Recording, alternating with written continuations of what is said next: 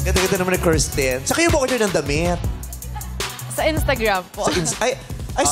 May nagbebenta na rin sa Meron na. Akala ko sa TikTok. Hindi, meron na Meron rin. din sa Instagram. Oo, meron na rin. Same day delivery pa nga po namin to kagabi.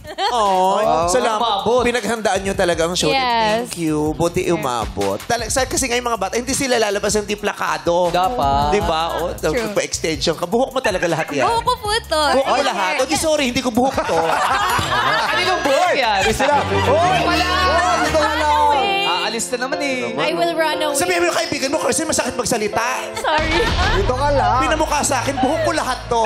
Akin dito, ako nagbayad nito. Saan galing? Fully paid to, no? Hello. Oy, sobra ka naman. Pro Max. Ano 5G. yun? Fully paid. Buhok mo lahat yan, Sam. Yes po. Sinabi na. Willing ka bang mag-donate? Kanino Ay, dudunit? oo. Usually, di ba? Pag long I don't take hair. donations. Hindi, sa mga Wow, pasyente. grabe. Topic. Sorry. Sinubunutan si... Ang ganda rin ng name ni Kirsten.